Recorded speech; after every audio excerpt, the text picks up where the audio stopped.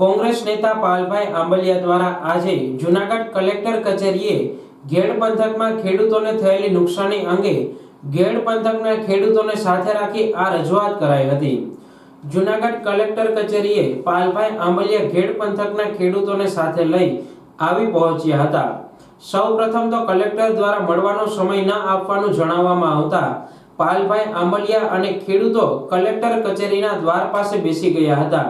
બાદમાં રામધૂન બોલાવવાની શરૂઆત કરી હતી। થોડીવાર બાદ ગેડ પંથકની સમસ્યા અંગે રજૂઆત માટે પરવાનગી અપાઈ હોય ત્યારે તેઓએ ગેડ પંથકની સમસ્યા બાબતે રજૂઆત કરી હતી।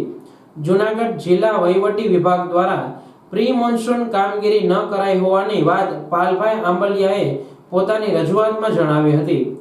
જવાબદાર ઇજનેરો દ્વારા કોઈ ચોક્કસ પ્રકારની કાર્યવાહી અત્યાર સુધી ગેડ પંથકમાં ન કરાઈ હોવાની વાત પણ તેઓએ જણાવી હતી।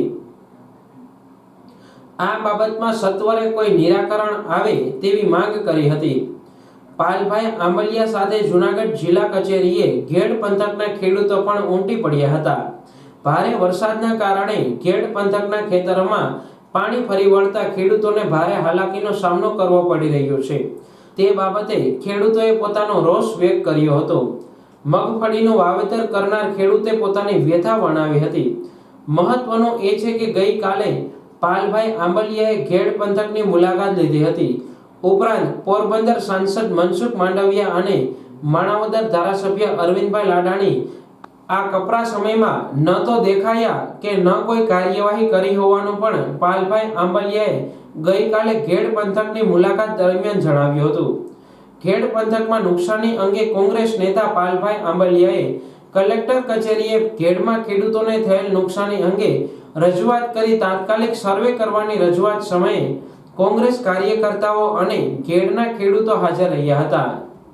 નિરાકરણ સામાન્ય રીતે નિરાકરણ કરવા માટે જે એન્જિનિયરોને સિંચાઈ વિભાગના એન્જિનિયરોને લાખો રૂપિયા આપણે પગાર દઈએ છીએ, કદાચ એમની પાસે ન હોય તો અમારા ગોવિંદભાઈ પાછળ ઊભા છે, અહીંયા કરશનભાઈ ઊભા છે, અહીંયા મેહુરભાઈ ઊભા છે, એમની પાસે એનું નિરાકરણ છે।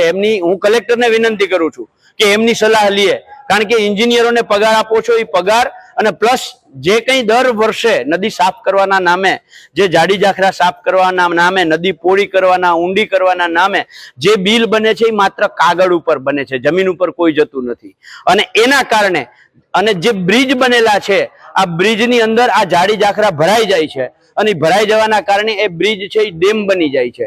એટલે પાણી છે એ પોતાની જગ્યા કરવા માટે ખેડૂતનું ખેતર તોડે છે અને એ ખેતર તૂટવાના કારણે આખા ગામો છે એ બેટમાં ફેરવાય છે। અને સૌથી મોટી 30 વર્ષથી આ ગામો દર વખતે બેટમાં ફેરવાય છે, 5-7 દિવસ સુધી સંપર્ક વિહોણા રહે છે।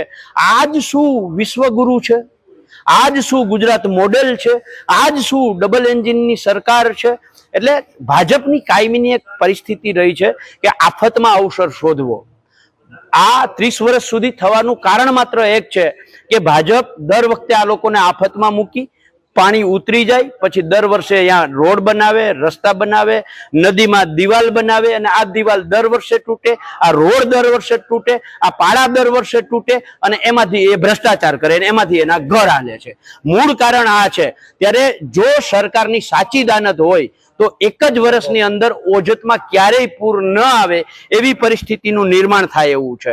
હું માનનીય સાંસદશ્રીને યાદ કરવા માંગુ છું, એમણે બામણાસા ગામની અંદર ભાગવત સપ્તાહમાં કહ્યું હતું, મોદી સાહેબની ગેરંટી લઈને કહ્યું હતું કે આ મોદી ગેરંટી છે, હું આવતા વર્ષે આમાં નદીમાં પૂર નહીં આવે એ 100% કરી દઈશ। હું માનનીય ધારાસભ્યશ્રીને યાદ કરીને એટલા માટે કહેવા માંગુ છું કે મીડિયા કર્મી મિત્રોએ મને કહ્યું કે મીડિયા કર્મીઓ, ખેડૂતોની વાત તો દૂર રહી, મીડિયા કર્મીઓ જયારે ફોન કર્યો ત્યારે એને એવું કહ્યું કે હું તો ફસાયેલો છું।